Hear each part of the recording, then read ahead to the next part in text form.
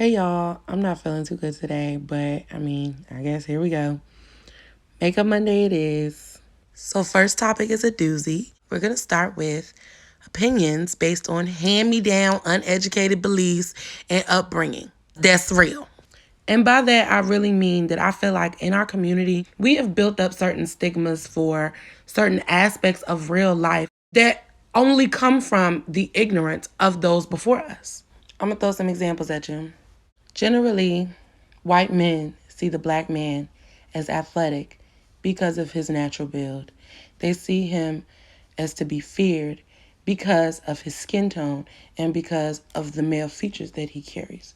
They see him to be dangerous because he is the black man. There are so many stigmas connected to black people.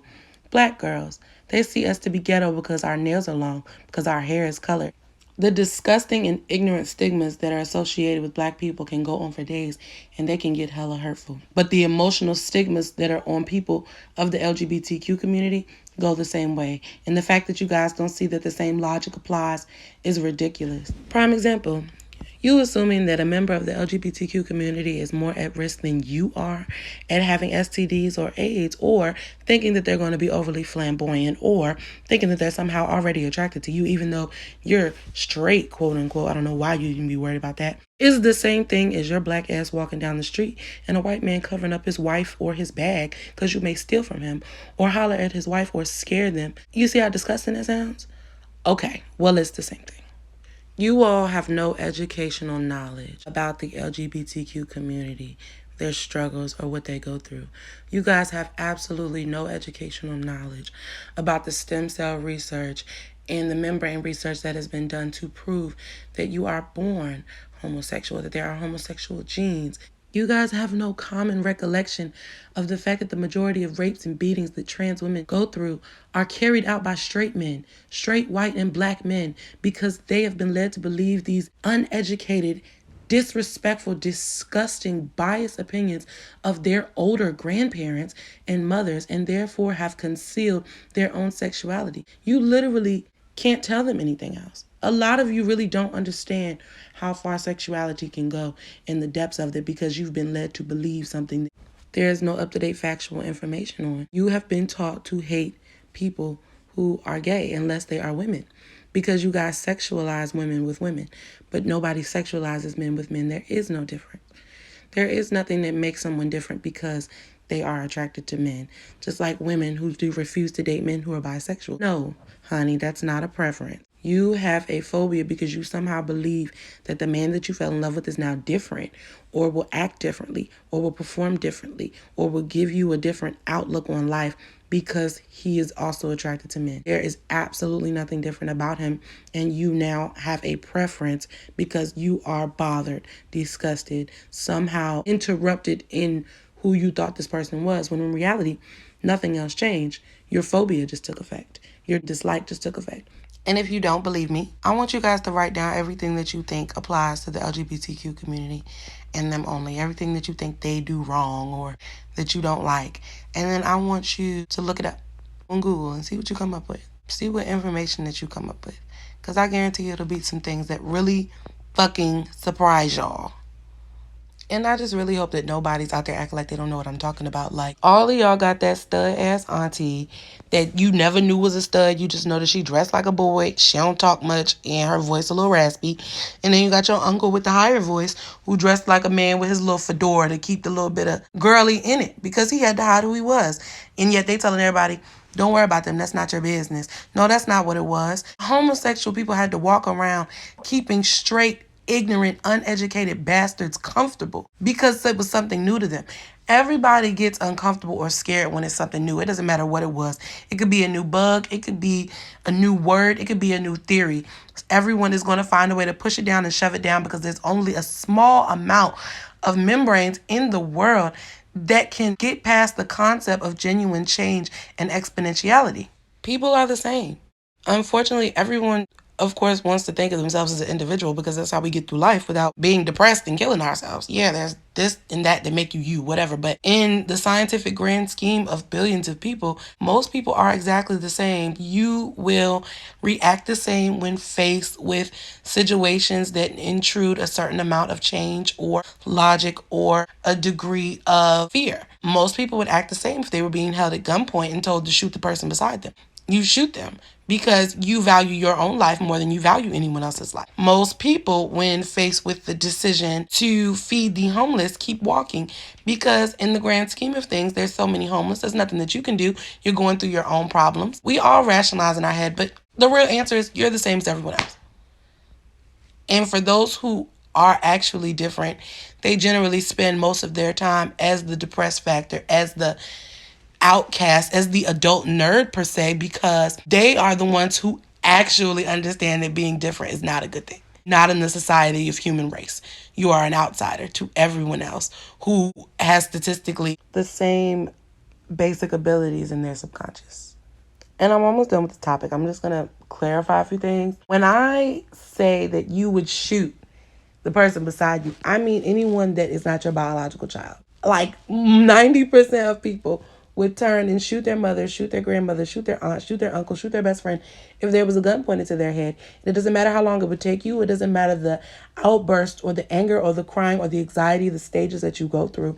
You and your mind will rationalize your decision eventually because your life is on the line. And again, that's not everybody, but that is most people. That is the blissfully ignorant, happy majority. Happiness really is bliss in this society. And unfortunately, 9 times out of 10, honey, if you feel like you just happy as you've ever been in your life, happy, no problems, you're the majority. You are the blissfully ignorant majority.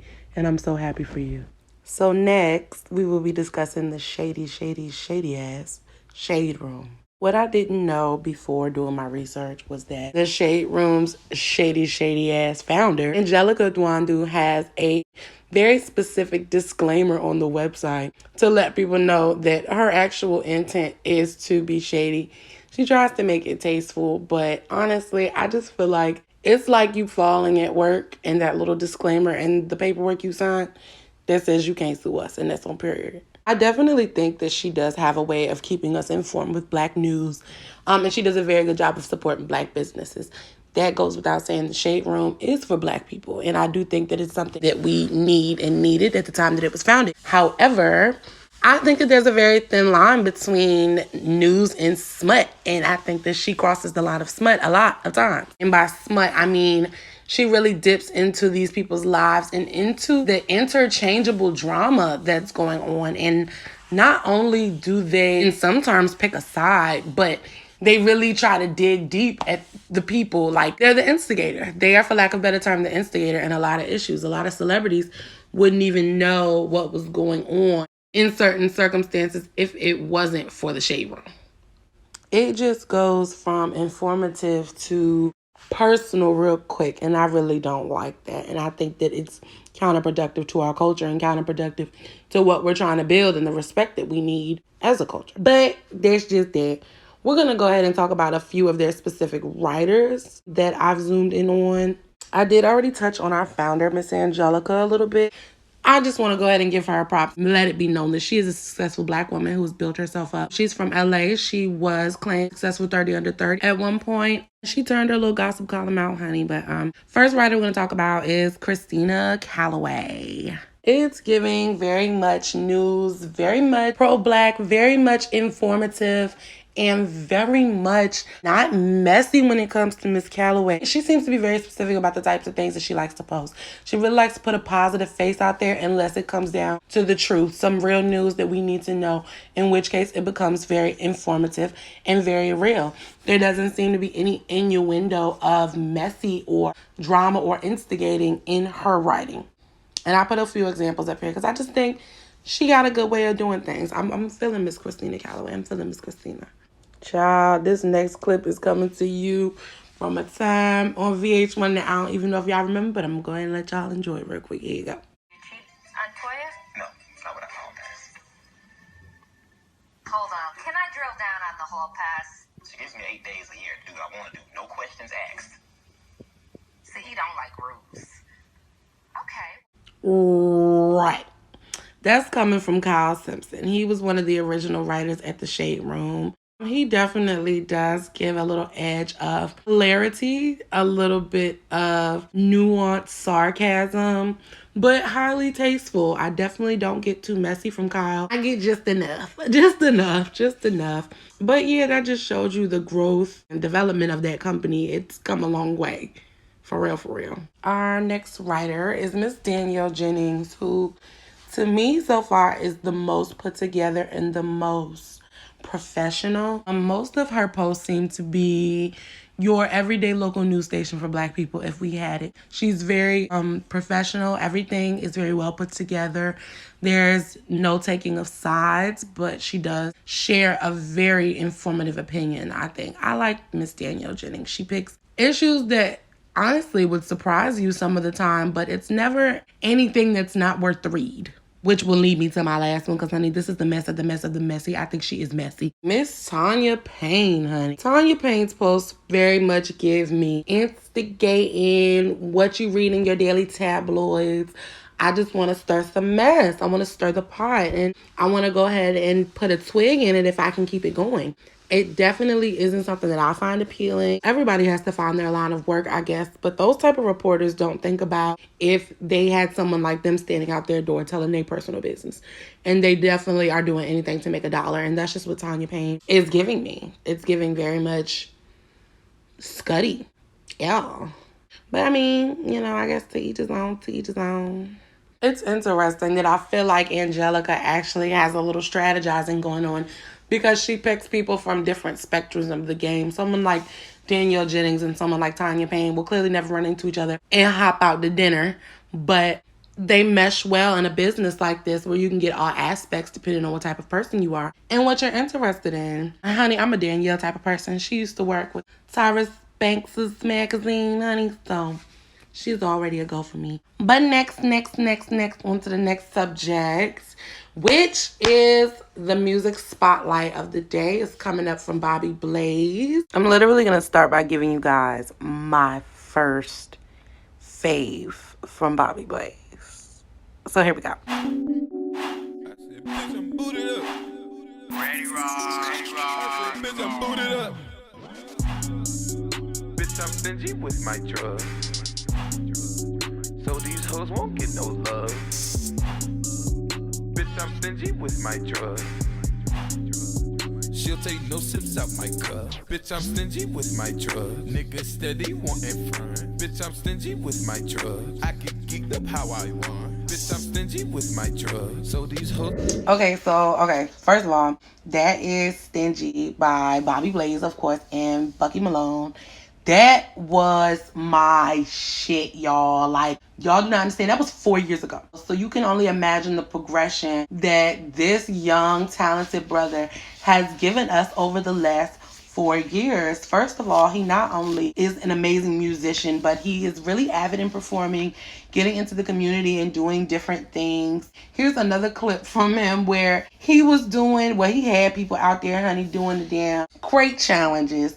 And he was giving out money. Had these people climbing up and down and falling all over the place looking crazy. I did not see Bobby get on no crates, but that's neither here nor there. But yeah, he's really an avid member of the community. Somebody everybody knows and loves, and someone who's always been humble. At least when I speak to him, that's just that on that. So I want you guys to see the musical progression though. And you can check Bobby's music out on all platforms. YouTube has dope ass videos. And I'm going to bring y'all one more taste of the music. This is off of his Instagram, BobbyBlaze757. Toe tag, his new joint. I'm fucking with this too. Always hype, booted up. Here you go. The whole slab. At my back, I had you coughing like you just hit fold down. You can cop it if you got it, gotta pay the whole tab. I got bitches like a fisher, I done fucked the whole cast. Put that pussy in the casket, don't forget the toe tag. But it's money over bitches, paper first and hoes last. I got more game than a player, I might teach a whole class. Right. Alright. And again, Instagram, BobbyBlaze757, BobbyBlaze on YouTube, Apple Music, Spotify, iTunes. Go get the shit. Because the shit is good. And if you want to be featured on the next Artist of 757, it'll have to be the next episode because, I'm next. But Let me know. DM me, comment, like. Get up here. Get active. We on one. And y'all know I gotta get my little bit of word in. Please stop making jokes about people who have bigger dreams than you. You know what I'm saying? Like, please stop hating on people who have bigger dreams and hopes than you do.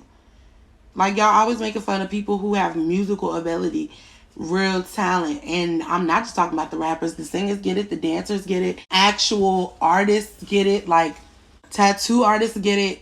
Whole time, this is the creativity of the world. This is what needs to be saved, because these are the minds that get you through the day. Music gets you through the day. TV gets some of y'all through the day. These are actors and performers. And you have the nerve to make fun of the ones who haven't made it yet, like someone else wasn't shit yesterday. The shit ain't fair. The shit not cool. Get that shit together. We really have to come together and start acting like a unit. Support your local artists. Period.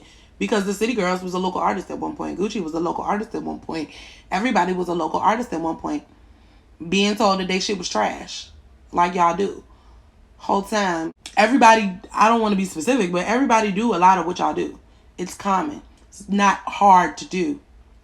It's very difficult to make it in the music industry, whether your music is good or not. So it gives people the opportunity and the props for having big dreams and following them. But that's that on motherfucking that. Y'all, I'm almost done. Stay tuned for Susie's Tasty Topics 2 coming out soon. I don't know what the fuck going on with it, but be there to watch it. Be there to watch it, because the shit is going to get good, all right? And if you're still rocking with me at this point, go check out these songs. They are by me, and they are fucking good. And be ready for more, because I'm working on an album. So yeah, go listen to me. And I'm done. Oh, I look cute. I don't know what this is, but we're going to go ahead and call it a little troll doll. But thanks for tuning in, guys. Go follow me on all these social medias. I really appreciate you guys. I love y'all. If you tune in, if you really fuck with me, comment, like, do whatever. Bye.